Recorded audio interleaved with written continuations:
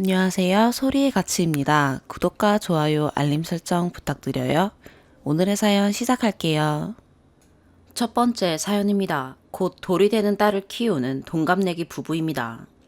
며칠 전 남편과 언쟁을 하다 우리 같은 경우에 글을 인터넷에서 많이 봤는데 사람들 의견 대부분이 내 생각과 비슷하더라 하니 그럼 우리의 경우도 글을 써봐라 해서 씁니다. 글이 길어질 것 같습니다만 남편과 같이 볼 예정이니 댓글로 의견 부탁드립니다. 저는 친족성 폭력의 피해자로 그로 인해 오랫동안 알아온 정신병이 계속 심해져 결국 본직과의 연을 끊고 혼자 살아왔습니다.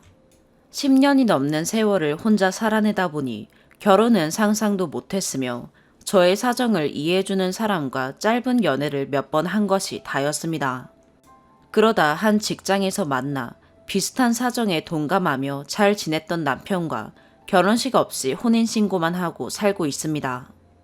이 부분은 따로 글을 써야 할 정도로 얘기가 길고 이 글의 포인트와 상관없으므로 생략합니다. 가족에게서 씻을 수 없는 상처를 받았고 20년, 대학을 서울로 오면서부터 혼자 산 10년, 연 끊고 혼자 산 10년을 가족의 울타리에서 벗어나 혼자서 살다 보니 가족에 대한 개념이 흐려지더라고요.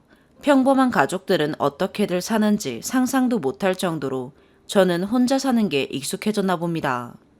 이제 본격적인 이야기를 해보겠습니다.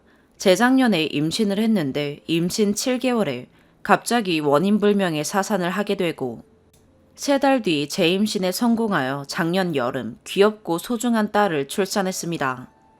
혼자 오래 살다가 남편과 살림을 합치고 나니 마음이 편안해져서 그런지 진짜 평소랑 다름없이 활동하는데도 살이 막 찌더라고요. 그래서 3달 동안 8kg 정도가 찐 것 같아요. 그 상태에서 임신을 하게 되고 첫 임신 때는 10kg이 더 쪘었고 사산 후 3kg이 빠진 상태에서 다시 임신해 두 번째 임신 때는 5kg이 쪘었습니다. 출산 후 12kg이 빠졌는데 다시 5kg이 찐 상태입니다. 이렇게 살이 찌고 빠지고를 반복하는 상황에서 시부모님이 저를 보실 때마다 첫마디로 살 얘기를 항상 하십니다. 임신 전에는 너 임신했냐? 살이 왜 이렇게 쪘어? 임신 중에는 야, 너 살 많이 쪘다. 부은 거냐? 살이 찐 거냐? 나중에 애 낳고 다이어트 꼭 해라. 안 하면 뚱뚱한 개그맨이나 해라. 나 네 매니저 할란다. 출산 후에는 불과 2주밖에 안 지난 시점에 아직도 붓기가 안 빠졌네. 이번엔 좀 빠졌네. 이런 식으로 매번 뵐 때마다 살 얘기를 하시는데 제가 마음이 너무 힘이 들더라고요. 위에 말씀드렸다시피 저는 상처가 많은 사람이라 저런 말들이 엄청나게 상처가 되고 후유증도 오래갑니다. 상처를 받지 않으려고 무던히 노력하고 피하기도 하고요. 기본 요금 택시를 탔을 때 카드를 내면 툴툴거리는 기사님의 태도에 상처를 받아 항상 현금을 가지고 다닐 정도였어요. 저 살찐 거 저도 압니다. 처음 인사드릴 때에 비해 10kg 정도 찐 상태지요. 항상 거울 볼 때마다 한숨이 나오고 옷걸이에 걸린 옷들 중에 몸이 들어가는 옷은 손에 꼽을 수준인데 육아에 집안일에 정말 엉덩이 붙이고 쉴 틈이 없을 정도라 몸과 마음이 지쳐 운동에 이응자도 생각 못해요. 저는 아이가 한참 엄마의 손길이 필요하니 아기한테만 집중하고 싶고 한 2, 3년 후에 운동으로 살을 뺄 계획을 갖고 있습니다. 남편의 말은 이렇습니다. 살찌면 여기저기 아픈 데가 많아지니 걱정돼서 하시는 말씀인데 그걸 왜 이해 못하냐. 가족끼리는 원래 솔직하게 그런 얘기 하는 거다. 네가 이해를 못하니 참는 거 아니냐. 참지 말고 이해를 해라. 그런 말도 이해를 못하면 남이랑 다를 바가 뭐냐. 왜 네가 듣고 싶은 말만 들으려 하냐. 너는 가족이라는 개념에 대해 어떻게 생각했냐. 듣기 싫은 말도 들을 수 있다는 생각은 못했냐. 저의 생각은 이렇습니다. 돼지한테 돼지라고 하는 것은 신뢰다. 솔직한 게 마냥 좋은 것은 아니다. 며느리와 시부모님 사이가 얼마나 어려운 것인데 볼 때마다 몸매 품평을 하느냐. 인간으로서 기본 예의가 없는 것이고 인격 모독이라고 생각한다. 너의 부모님이기에 나는 참는 거다. 근데 나는 누군가의 가족으로 산 지가 오래돼서 가족이면 듣기 싫은 말도 듣고 살아야 하는지 진짜 모르겠다. 그렇다고 제가 참기만 한 것은 아닙니다. 특히 출산 2주 후 오셔서 붓기가 아직도 안 빠졌냐며 한 소리 하실 때는 2주밖에 안 됐는데 어떻게 빠지냐고 맞받아쳤고, 평소엔 남편 통해서 살에 관련해 말씀 안 하셨으면 좋겠다고 전했는데 그래도 계속 하시는 겁니다. 이제는 오신다고 며칠 전 말만 들어도 그 며칠 동안 가슴이 쿵쾅쿵쾅거리고 갑갑합니다. 이번엔 또 오셔서 무슨 말씀을 아무렇지도 않게 하실까. 왔다 가시면 또 며칠간 쿵쾅쿵쾅, 받은 상처에 우울해하고, 위에 썼다시피 상처에 극도로 민감해 상처를 안 받으려고 엄청 노력하는데 시부모님과의 사이에서는 어떻게 노력을 해야 할지 모르겠어요. 남편이 자제시키는 것도 한계가 있고요. 본인들 하고 싶은 말은 꼭 하셔야 하는 건지, 이번에 한번 제가 말씀드리려고 하는 찰나에 이 얘기로 남편과 오랜만에 대화를 하게 됐는데 결국 답은 안 나오고 서로의 입장만 확인한 채 끝났죠. 그래서 여쭤봅니다. 하고 싶은 말은 상대방의 기분 상관없이 해야 직성이 풀리고, 듣는 입장에선 가족이니까 네 걱정해서 하는 말이야 라고 하면 아 그렇구나 하고 다 이해하고 넘어가는 것이 제가 오랫동안 가족이 없었기에 모르는 평범한 가족의 모습인가요? 살 얘기 말고도 많이 들어온 아픔이 된 말들로 인해 제가 꼬여서 안이 꼽게 들리는 걸까요? 이것도 다른 글로 쓸 만큼 얘기가 한보따리네요. 많은 의견 부탁드립니다. 긴 글 읽어주셔서 감사합니다. 참고로 살 이야기는 시아버님, 시어머님 두 분이서 같이 하십니다. 추가. 많은 댓글 감사드립니다. 남편과 같이 볼 거라서 최대한 양쪽 입장을 적으려 했는데 댓글을 보니 빠진 부분이 있어 추가합니다. 우여곡절 끝에 출산 후에 친정엄마를 다시 보게 되었는데 남편에게 왜 이렇게 말랐냐 했다고 합니다. 그러면서 장모님도 예의가 되게 없으신 거네 라고 해서 그건 내가 대신 사과하고 다시는 그런 일 없도록 내가 엄마에게 얘기하겠다 했습니다. 남편은 제 얘기 중 인간으로서의 기본 예의가 없다 라는 부분이 기분이 나쁘고 가족끼리 어떻게 그런 말을 하느냐며 의아해했고, 그러면서 위에 얘기가 나왔습니다. 근데 남편은 그 말이 기분이 안 나빴고 가족이니 할 수 있는 말이라고 이해하고 넘어갔다고. 그래서 제가 더 이해가 안 된다고 합니다. 두 번째 추가. 정말 많은 댓글 감사합니다. 제 마음에 공감해주신 댓글 보며 눈물이 살짝 나기도 했네요. 댓글 보다가 추가 글이 필요할 것 같아 일이 씁니다. 첫 번째, 그래서 지금 몇 킬로? 많은 분들 말씀처럼 이게 왜 궁금한지는 모르겠습니다. 진짜 돼지면 그런 말도 감수해야 해서 그런가요? 본문 내용 가져와서 몸무게 적어드리겠습니다. 키는 165cm입니다. 혼자 오래 살 당시엔 55kg이었고 남편과 살림을 합치고 나서 3달 동안 8kg이 쪄서 63kg이 되었습니다. 그러다 첫 임신 때 10kg이 쪄서 73kg이 되었고 사산 후 3kg이 빠진 상태에서 다시 임신해 70kg이었습니다. 두 번째 임신 때는 5kg이 쪄서 75kg이었고 출산 후 12kg이 빠져서 63kg이 되었고 다시 5kg이 쪄서 68kg이 된 상태입니다. 두 번째, 3개월 동안 8kg? 집에서 뒹굴뒹굴 게을러서 그래. 원래 30분 정도 걸리던 출퇴근길이 남편 집으로 이사 오고 나니 1시간 20분이 걸렸습니다. 12시간을 일하고 집에 오면 쓰러져 자기 바빴습니다. 뒹굴거릴 시간 없었고 게으를 여유도 없었습니다. 혼자 살 때보다 적게 먹고 많이 움직이고 퇴근 후 즐기던 혼술도 시간이 없어 못하게 됐는데도 오히려 살이 찌기에 참 이해가 안 됐죠. 세 번째, 먼저 시부모님이 야라고 못하게 해라. 그리라 오해가 있을 수 있었겠네요. 본문의 야는 야라고 저를 부르는 게 아니라 이야 같은 감탄사입니다. 꼭 그렇게 야 하면서 배를 쳐다보시곤 살 얘기를 하시는 거예요. 임신 전, 중, 후 다요. 네 번째, 본문 끝에도 썼지만 살 얘기는 시어머니만 하시는 게 아니라 시아버님도 같이 하셨습니다. 다섯 번째, 친족성 폭력 얘기는 왜? 글자만 봐도 불쾌하단 분들이 몇 분 계시네요. 우선 죄송하고요. 제가 자라온 환경을 말씀드려야 지금 제가 괜히 예민하게 받아들이는 건지, 진짜 제가 가족의 개념을 까먹어서 잘못하고 있는 건지, 왜 제가 상처를 잘 받고 피하려고 하는지, 어떻게 해서 가족이 없어졌는지 등을 한꺼번에 설명할 수 있어서 글에 적었습니다. 본문의 내용과 아주 상관없는 얘기는 아니라는 말씀을 드리고 싶습니다. 6번째, 남편이 제일 나쁘다. 뭐라도 해주고 그런 말 해라. 일단 남편은 저를 챙겨주려 많이 노력했습니다. 편드는 게 아니라 사실입니다. 분명 시부모님께 저의 얘기를 전했지만 시부모님이 계속 살 얘기를 하시는 거고요. 남편은 이번에 제가 얘기하기 전까진 계속 살 얘기 하시는 걸 몰랐다 하더라고요. 이제 매번 볼 때마다는 아니고 한두 번씩 하십니다. 아기도 옆에 있고 정신이 없어서 못 들었을 수도 있겠다 싶었습니다. 그리고 필라테스, 헬스장 얘기도 저에게 먼저 했으나 코로나 시국에 아기도 있고 해서 위험하므로 제가 나중에 간다고 한 것입니다.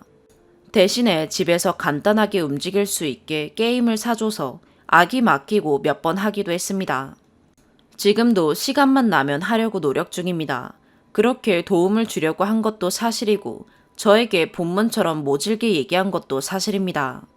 항상 도움을 주려 하고 있으나 현실의 벽에서 포기해버린 순간이 많습니다. 그리고 사귈 때 제가 심각한 조울증이 있다는 걸 알고 같이 병원 가서 상담받고 약도 먹자며 혼자서는 선뜻 가지 못했던 정신과에 같이 가줘서 많이 좋아졌었어요.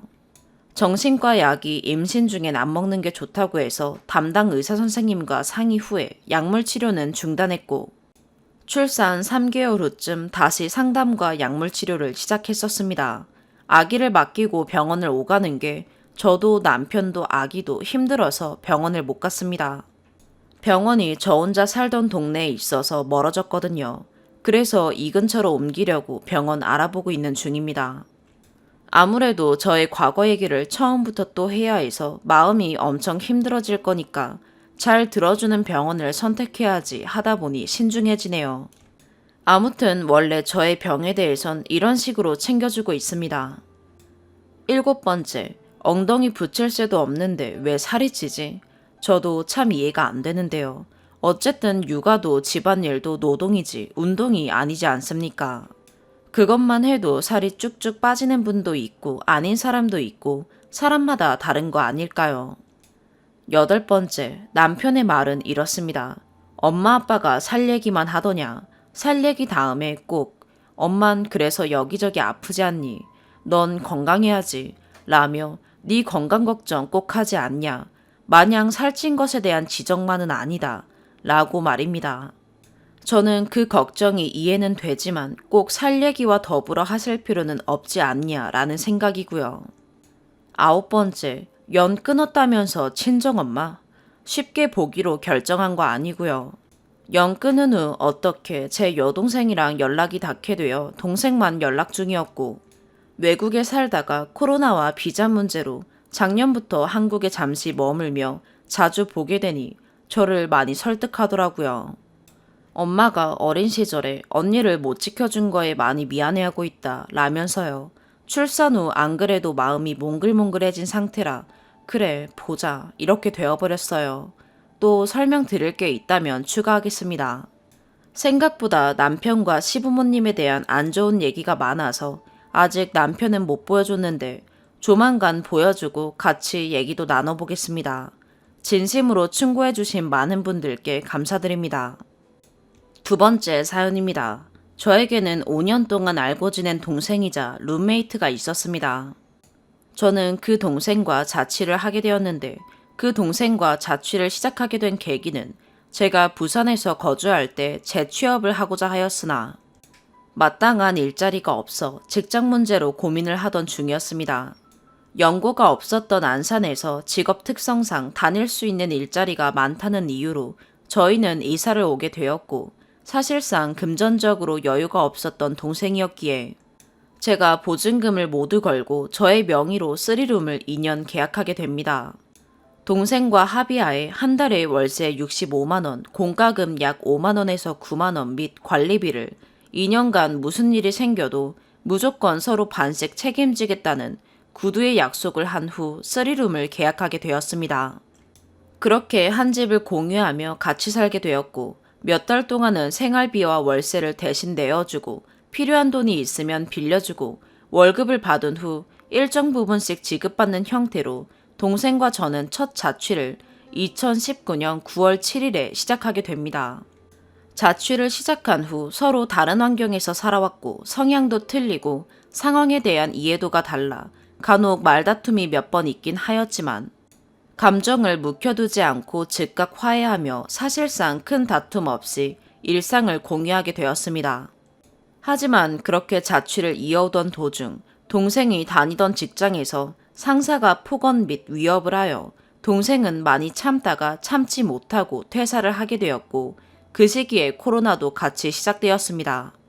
일을 그만둔 동생은 곧바로 이번 기회에 울산으로 다시 내려가야겠다는 말을 꺼내었고 당시 동생과 저를 함께 알던 지인들과 저는 지금 내려가는 건 너무 큰 손해이고 살지 않는 집에 월세와 공과금을 계속 내는 건 너무 아깝고 힘든 일이라고 동생을 설득하였습니다.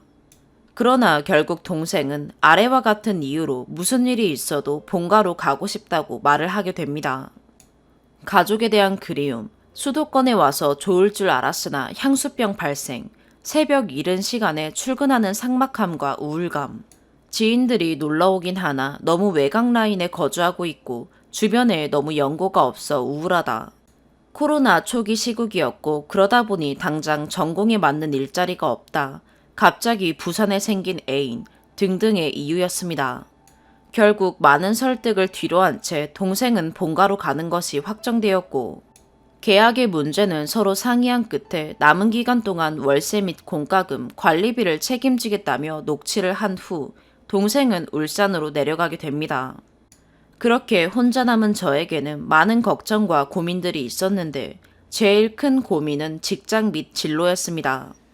부산에서 다녔던 직장에서 정신적으로 너무 힘들어 일을 그만두고 안산까지 오게 되었지만 그 충격 때문이었는지 계획과는 다르게 똑같은 직종에 다시금 취업하기가 정신적으로 너무 힘든 상태였고 그러한 이유로 약 1년간 일을 하지 않은 상태로 약 1,700만 원 정도의 돈을 쓰고 난 후였기에 당장 무언가를 해야 하는 상황에 빠지게 되었습니다.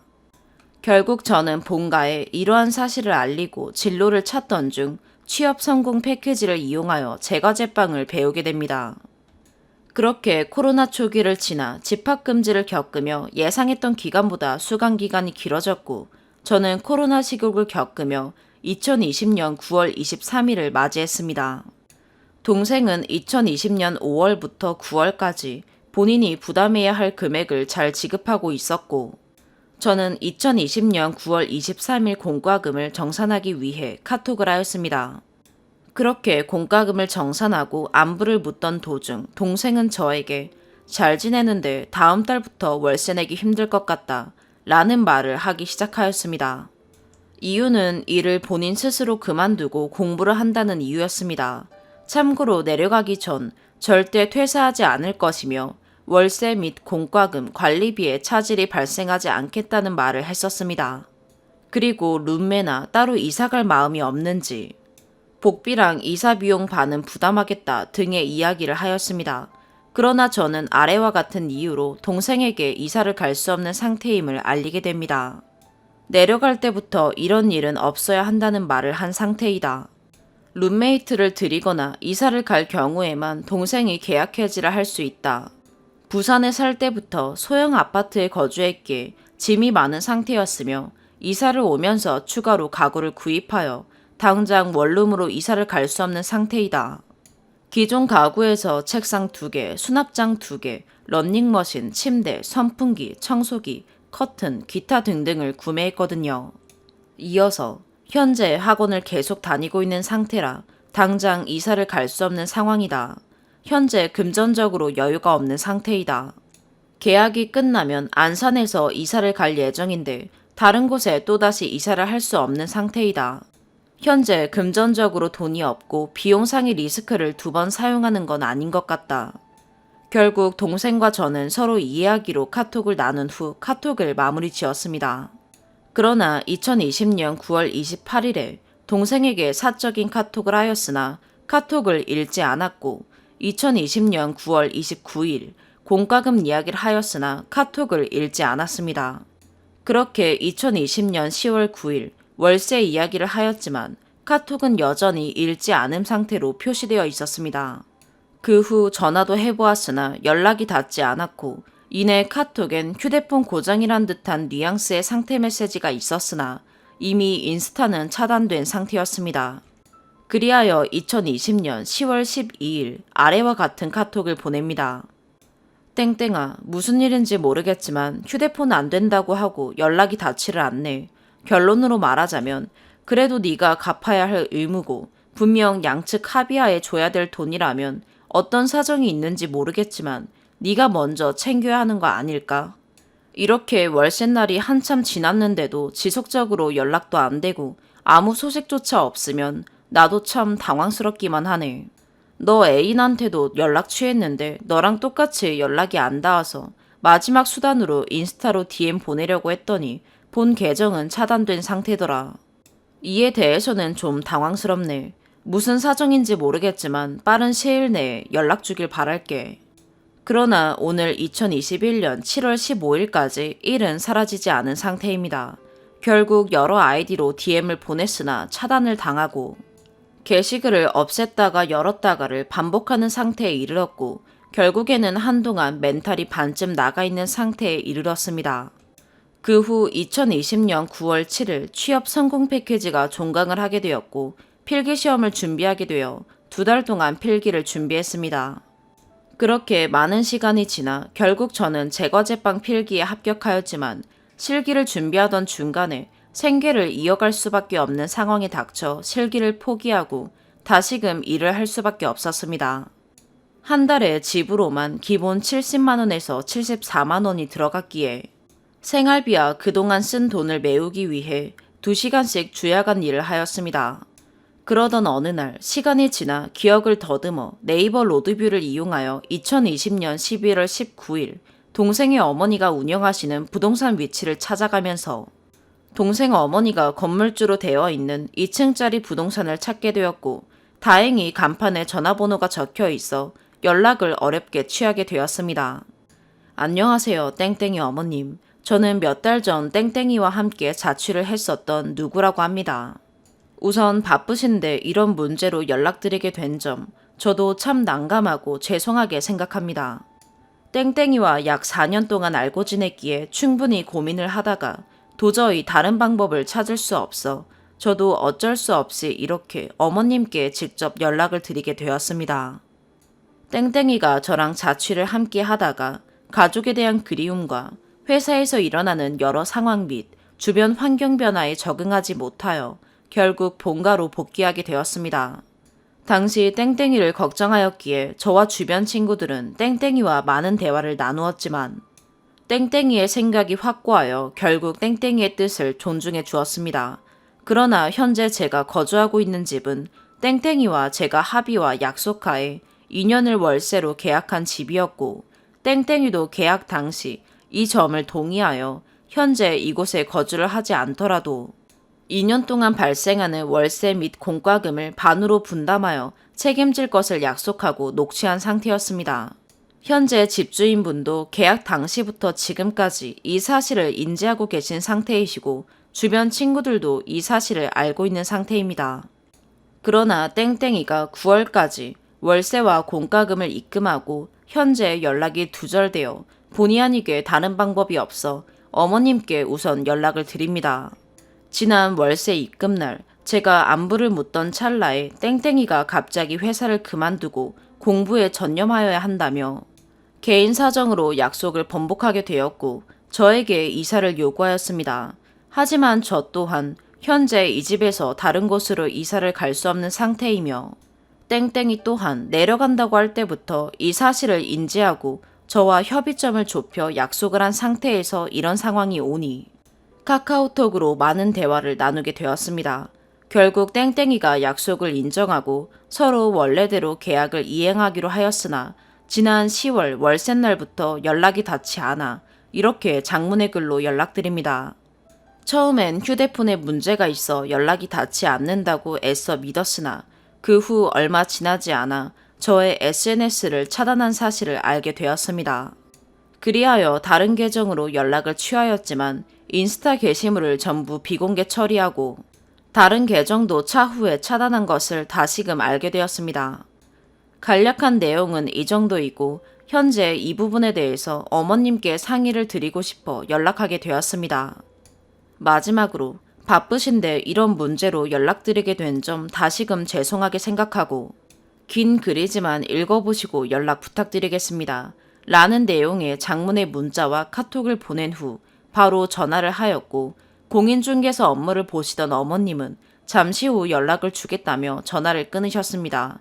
그 후 아래와 같은 메시지가 왔습니다. 땡땡씨 대충 읽어봐서 알겠어요. 우리 아들 때문에 엄마로서 미안하게 생각해요.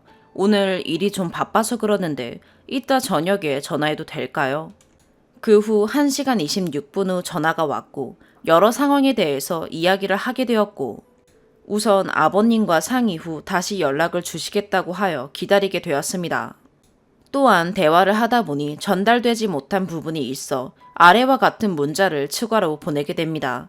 그리고 말씀드리다 보니 못 드렸던 부분이 있는데 이 집을 내년 9월까지 유지하는 부분에서 땡땡이가 내려가기 전에 유지 계약 조건을 설정하고 저랑 함께 조율해서 의견을 맞춰서 계약을 유지한 부분인데 그럼에도 불구하고 땡땡이가 일을 잘린 것도 아니고 본인 의지로 퇴사하고 공부한다고 갑자기 못 내겠다 해버린 부분이라 그 부분에서 저도 좀 당황스럽네요. 분명히 본인이 책임져야 할 부분임을 알면서도 일을 그만둔 부분이니까요. 물론 땡땡이도 사정은 있다는 거 알고는 있지만 이 부분에서는 이해가 안 갔습니다.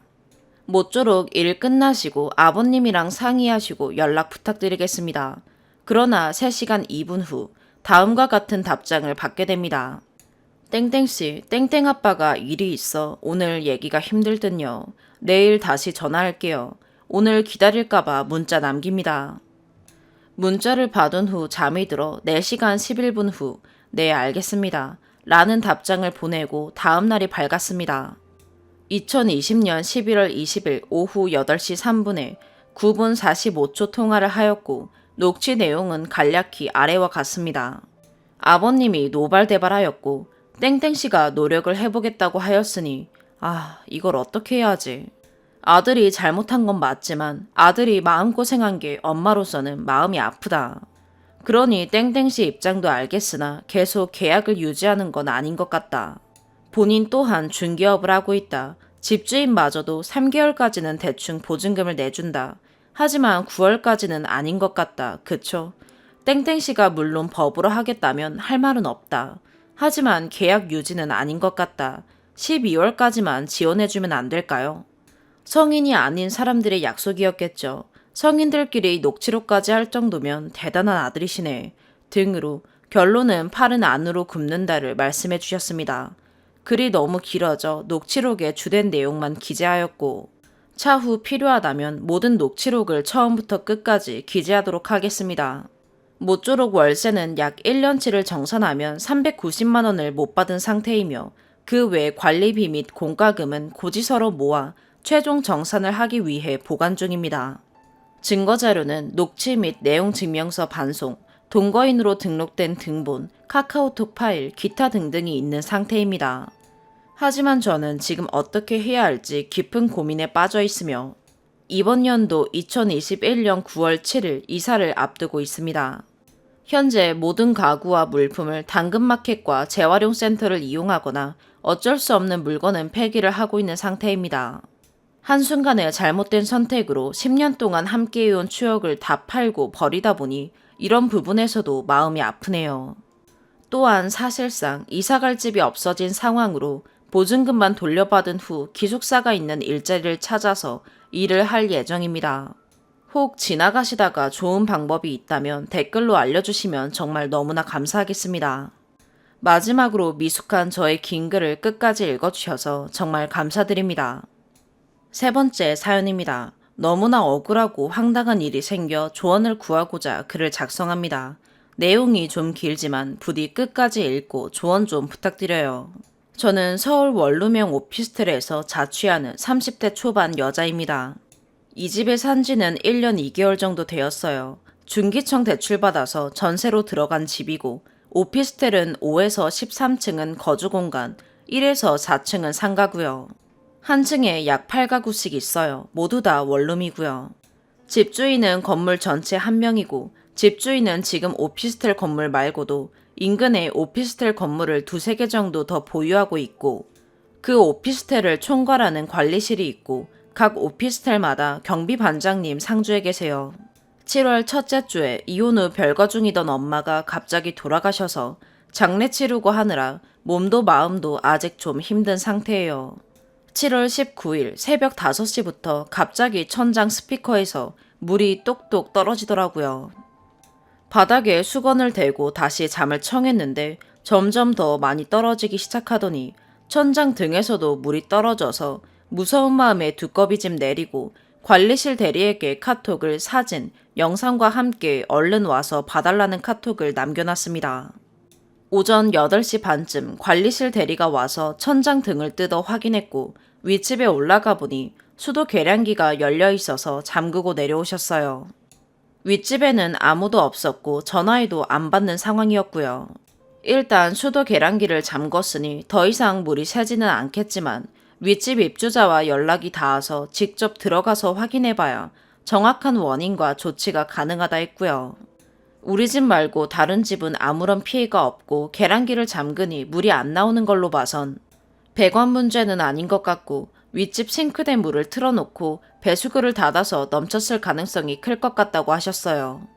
일단 저는 그날 오전 반차를 쓰고 기다리고 있다가 저희 집 비밀번호 알려드리고 왔다 갔다 하면서 조치해달라 하고 점심시간 지나서 오후에 회사로 출근했어요. 오후 5시쯤 관리실 대리에게 연락해서 윗집 입주자분이랑은 연락이 됐는지 물어봤는데 윗집 사는 여자가 일 때문에 오늘 새벽에 지방에 왔다고 3주 정도 예정되어 있고 지금은 당장 갈 수 없다고 하셨어요. 비밀번호를 알려주면 들어가서 원인 파악하고 조치하겠다. 배관업체 사람들 들어갈 땐 항상 대동하고 사진, 영상 등 보낼 것이고 집 물건 등에 피해 입으면 보상하겠다 했는데도 비밀번호 절대 못 가르쳐주고 자기가 가기 전까지는 절대 들어가면 안 된다 했대요. 도어락은 전 세대 다 동일한 모델인데 윗집 여자는 관리실에 얘기 안 하고 본인이 따로 바꿨더라고요. 그래서 마스터키 사용도 못해요. 계약 특약 사항에 따라서 건물 보수에 협조한다 등 문 따고 들어가려고 했지만 윗집 여자가 주거 침입죄로 신고하게 되면 집주인이랑 관리실 직원 등은 형사처벌 받게 된다고 하더라고요. 저는 완전히 날벼락 맞아서 3주를 그럼 난 어디서 어떻게 지내야 하냐. 코로나 4단계로 숙박업소 가기도 안전하지도 않고 회사에서도 순환 재택근무 방침으로 재택근무를 해야 하는데 갑자기 집을 잃었다. 본가에도 갈 수 없는 상황이다 했더니 관리실 대리가 집주인에게 얘기해서 지금 집에서 걸어서 15분 정도 거리에 있는 다른 오피스텔에 공실이 있으니 당분간 거기서 지내라고 했어요. 집주인이 그 공실 주기 전까지는 예비신랑네 집에서 지냈고요. 출퇴근도 더 멀어졌죠. 원래 집은 지하철역까지 걸어서 5분 컷이었는데 여기는 지하철역까지 버스로 세정거장 가야 해요. 집주인이 제공해준 공실을 임시숙소라 하겠습니다. 임시숙소에는 지금 사는 집처럼 옵션들은 있고 그곳에서 생활하는 동안 부과되는 전기세, 수도세 등은 집주인이 부담한다고 하더라고요. 나중에 확인해서 윗집이 누수 원인이면 윗집에 청구하겠죠.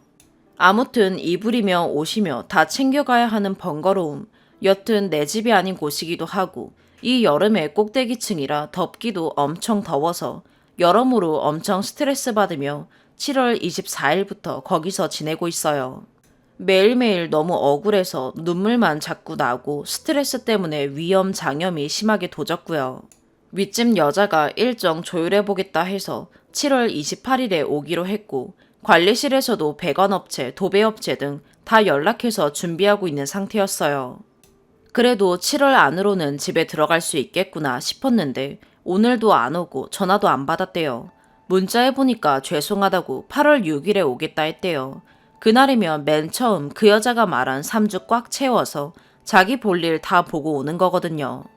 관리실 대리도 너무 화가 나서 지금 본인 때문에 아랫집 입주자분은 정상적인 생활도 못하고 계신데 이렇게 말도 없이 약속을 바꾸면 어떡하냐 했는데도 그저 죄송하다. 하지만 일정은 못 바꾼다. 비밀번호도 못 알려준다. 입장만 고수하고 있는 상태래요. 관리실에서 8월 6일에는 무슨 일이 있어도 집에 들어갈 것이고 그에 대한 어떠한 법적 책임도 묻지 않겠다는 확답을 해달라 했더니 알겠다 했대요. 저는 하루아침에 집을 잃어서 여기저기 얹혀 지내고 야반도주하는 것처럼 짐 싸서 나가서 다른 곳에서 불편하게 지내고 있고 임시 숙소에서 딱 일주일 정도만 참고 지내자 싶었는데 일주일을 더 있어야 하니 짐도 추가로 더 챙겨와야 하는 상황이고요. 스트레스로 인해 위염, 장염도 굉장히 심해진 상태예요. 이 일과 관련해서 무료 법률 상담 같은 거 해봤더니 일단 누수 원인을 파악했을 때 윗집 여자가 원인인지 건물 문제, 집주인인지가 제일 중요하고 통상손해, 특별손해 어쩌고 하긴 하는데 사실 이런 민사소송에 있어서 변호사 선임하고 그걸 진행하는데 비용도 비용이고 오래 걸리잖아요. 그래서 더 화가 나고 억울하기만 합니다.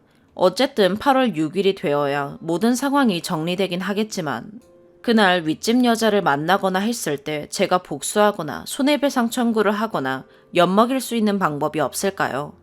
제가 다치거나 피해보지 않는 선에서요. 정말 마음 같아선 경찰에 신고 당하더라도 뺨이라도 후려치고 싶은데 어떻게 해야 좋을까요? 네 번째 사연입니다. 지금 진짜 어이가 없어서 이게 제가 잘못한 건지 댓글 좀 달아주세요. 3살 된 딸아이가 있어요. 아이 밥 먹이려고 밥을 새로 하고 차리고 있는데 남편이 안방으로 쏙 들어가서 불 끄고 핸드폰 하는 거예요. 저랑 아이는 밥 먹기 전이었고 남편은 배고프다고 어제 먹다 남은 족발을 혼자 먹었고요.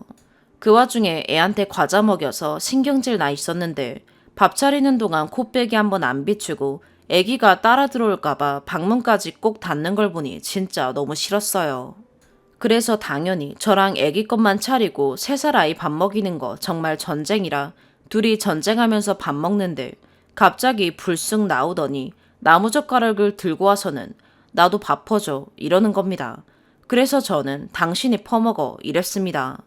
저도 먹는 중이고 애기도 먹여야 하니까요. 아니 그리고 반찬 나와 있고 밥통까지 3발자국이면 되니까요. 그런데 계속 밥 퍼줘 밥 퍼줘 밥 퍼줘 앞에서 노래하듯이 사람 신경질을 긁어대네요. 그래서 좀 알아서 떠서 먹으라고. 손이 없냐 발이 없냐 떠먹으면 되잖아 했더니 들고 있는 나무젓가락을 확 집어던지고 신발 지랄하네 이러고 방에 쳐 들어가네요. 아니 이게 제 잘못이에요. 참고로 남편 외벌이이고 저는 전업이에요. 근데 사정이 좀 있어요. 아이가 주기적으로 병원에 다녀야 하는 상황이라서 월요일부터 금요일까지 병원에 다녀요. 아침 8시부터 오후 4시 되면 집에 와요. 솔직히 손 하나 까딱 안 하고 맨날 틀어박혀서 그놈의 동영상 보는 거 진짜 진절머리 나는데 이쯤 되니 정도 없고 진짜 갈라서고 싶어 미치겠네요.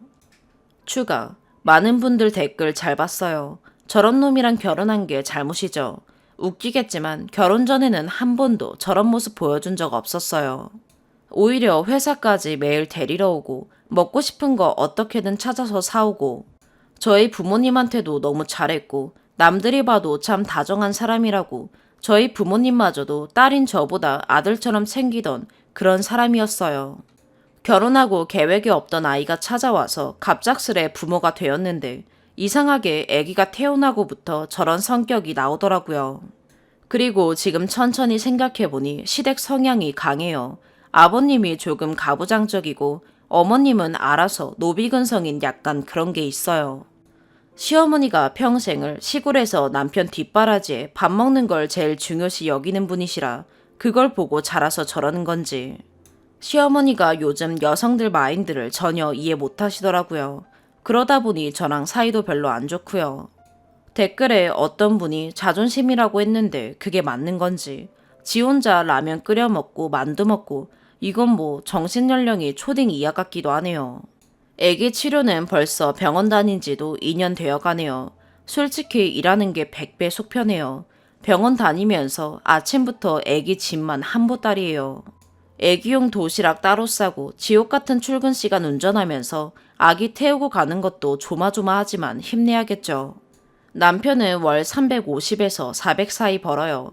당연히 시댁 지원 하나도 없었고 저도 바라지 않았어요.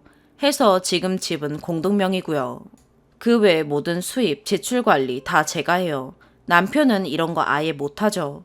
제가 버릇을 진짜 잘못 들였어요. 본인 공인인증서, 모바일 카드 결제, 소득공제, 연말정산 이런 거 하나도 못해서 제가 다 해줘요. 핸드폰 배민 주문도 못해서 10번 넘게 알려줘도 못해요. 카드 등록해주고 인증번호만 받으라 해도 못해요. 그래서 돈 쓰는 건 다 제 관리하에 있어요. 이게 저한테는 이득이기도 하죠. 애기 병원 끝나면 진지하게 이혼 생각합니다.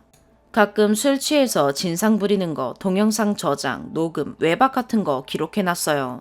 어린이집 보낼 수 있음 보내고 저도 취업하면 아쉬울 게 없겠죠. 두 번째 추가. 제 욕도 만만치 않네요. 자세히 쓰면 추측이 가능할 것 같아 조심스러운데 일단 남편이 하는 일은 사무직과는 거리가 멀어요. 진짜 미스테리한 게 숫자 암산은 잘하더라고요. 실시간으로 현금을 만지는 일을 하다 보니 수와 관련된 암산은 저도 못 따라가요. 예전에 장례식 장부 보고 계산기보다 빨리 계산하는데 좀 놀랐어요. 근데 진짜 IT 관련이나 서류 등 조금만 글이 많고 복잡해도 바로 못 알아먹어요. 아무래도 뭐 머리 아프고 복잡한 건 아예 안 하겠다는 심리겠죠. 그리고 제가 참 답답해 보이시겠죠. 저도 그래요. 아픈 애 안 키워보셨음 모르실 거예요. 하루 병원비 몇천 원이 아쉬운 상황에 쉽게 이혼할 수 있을까요? 당장 취업도 못하죠. 누가 애 데리고 병원 다녀요. 장애가 아니라서 나라 지원도 못 받아요. 참고 사는 겁니다. 그나마 돈이라도 벌어서 병원비 대잖아요. 그리고 어제 젓가락 던진 거 지가 수거해서 잘 버려놨더라고요. 쪽팔린 지 아침에 눈 못 마주치는 게 왜 저렇게 사나 싶어요.